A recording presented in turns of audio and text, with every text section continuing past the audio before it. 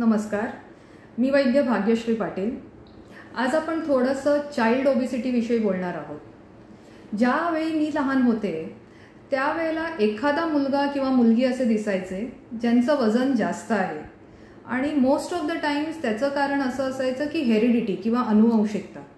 पण आजकाल आपल्याला दिसण्यात येतं की खूपशे मुलं मुली अशा आहेत ज्यांचं वजन जास्त आहे। I mean either they are overweight or they are obese. आणि ह्याच्या सगळ्याची बरीच कारणं आहेत जी आपल्याला नोन आहेत खरं तर, पण आपण फारसं त्याच्याकडे लक्ष देत नाही। त्यातलं महत्त्वाचं कारण म्हणजे जंक किंवा बाहेरचं खाणं खूप जास्त प्रमाणामध्ये जाणं।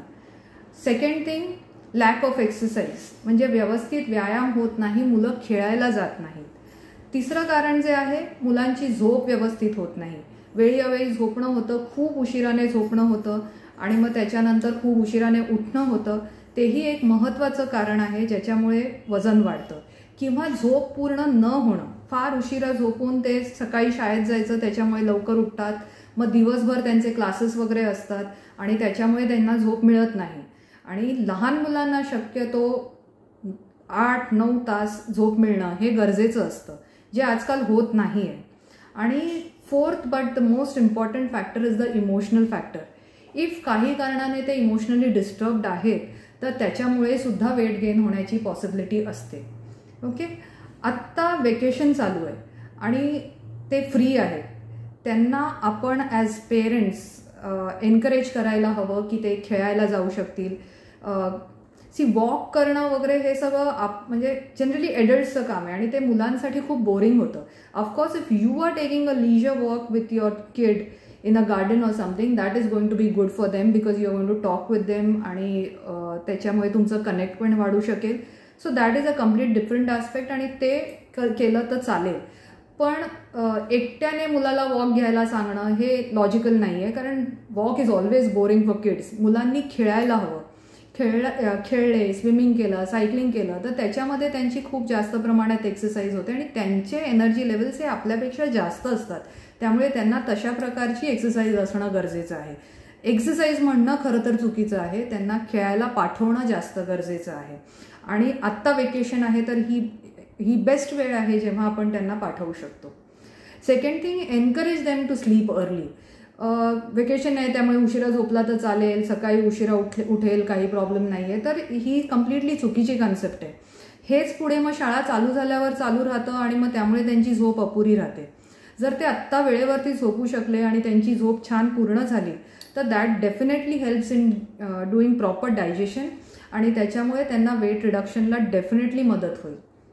The third factor that I was telling is junk, म्हणजे ऑलमोस्ट एव्हरी डे कुठल्या ना कुठल्या तऱ्हेने जंक हे मुलांच्या पोटात जातच असतं।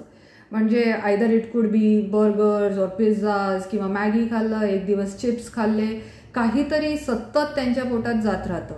आणि we are very well aware की आपल्याकडे फूड अडल्ट्रेशन किती प्रमाणात आहे, त्याच्यात प्रेझर्वेटिव्स किती जास्त प्रमाणात आहेत। चीज खा, ते हेल्दी आहे, पण चीजमध्ये किती अडल्ट्रेशन आहे हे आपल्याला माहिती आहे का? किंवा तुम्ही चीजचं मागचं हे वाचून बघितलं आहे का की त्याचे इन्ग्रेडियंट्स काय आहेत, त्याच्यात किती प्रिझर्वेटिव्स घातलेले आहेत?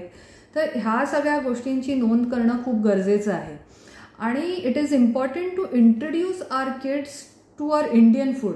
खरं तर आपल्या भारतामध्ये एवढे डेलिकसीज आहेत, वेगवेगळे जे प्रांत आहेत, नॉर्थचे डेलिकसीज, साऊथचे डेलिकसीज, सगळे एवढे प्रांत आहेत आणि एवढे डेलिकसीज आहेत की जगभरातले सगळे देश जरी आपण एकत्र केले आणि त्यांचे डेलिकसीज घेतले तरी सुद्धा आपल्याकडे त्यांच्यापेक्षा जास्त डेलिकसीज आहेत।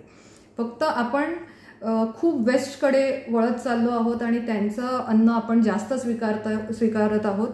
Of course we respect all the countries आणि ऑल द डेलिकसीज, बट आपलं फूड जे आहे हे बऱ्यापैकी हेल्दी आहे आणि if you can take care of your kids by giving this food that will be helpful. जसं आता उन्हाळा चालू आहे आणि rather than giving them cold drinks or the tetra पॅकचे ज्युसेस वगैरे, इट इज बेटर की कोकम सरबत, लिंबू सरबत, पन्ह आपण बनवतो किंवा फळांचे ज्यूस किंवा फ्रूट्स, ओके, तर हे सगळं देणं, दिस विल हेल्प देम आउट। किंवा आपल्या घरी वरण भात, भाजी, पोळी, भाकरी कितीतरी पदार्थ आहेत जे आपण घरी बनवतो.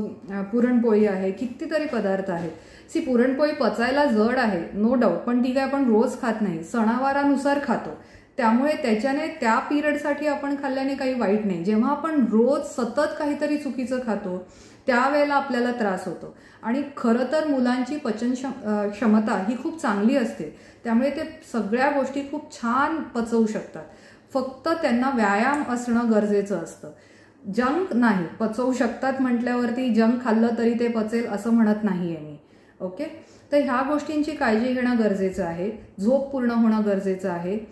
इमोशनली त्यांच्याशी कनेक्ट करा, की त्यांच्याबरोबर वेळ घालवा, त्यांच्याबरोबर खेळा. काही गोष्टी, आता आपलं नेहमी एक्सरसाइज म्हणजे 10,000 स्टेप्स कंप्लीट करायचं असं ऑब्सेशन आपल्याकडे सध्या चालू आहे. बट एक दिवस आपण आपले 10,000 स्टेप्स न कंप्लीट करता त्यांच्याबरोबर धावणारे खेळ खेळलो तरी काही हरकत नाहीये. That is going to help them and help us as well, because even we are going to exercise in a different form and we are going to have much fun than the boring walk all the time. ठीक आहे, so these are the things that can be done, आणि ज्याच्यामुळे आपण ओबेसिटीशी fight करू शकतो. Medicines आहेत, diet आहे, आयुर्वेदामध्ये खूप छान औषधंही आहेत किंवा इतरही गोष्टी आहेत. पण आयुर्वेदाचा भर हा नेहमी, कल जो आहे हा नेहमी हेल्दी लाईफस्टाईलकडे आहे. ओके, आणि लहान मुलांना औषधं देण्यापेक्षा, ओके, जरी साईड इफेक्ट्स नाही म्हणून, पण तरीसुद्धा औषधं देण्यापेक्षा इट इज ऑलवेज बेटर की आपण आपलं लाईफस्टाईल चांगलं करून, आपली स्लीप पॅटर्नला मॅनेज करून, आपलं फूड चांगलं करून, त्या पद्धतीने मुलांना जर गाईड करू शकलो आणि ते त्यांच्याकडून कधीतरी थोडंसं स्ट्रिक्ट होऊनही करायला हरकत नाही आहे, करून घेऊ शकलो आणि वेट रिडक्शनला त्यांना हेल्प करू शकलो, तर निश्चित हे आपल्याला मुलांना हेल्दी बनवायला मदत करेल. नमस्कार.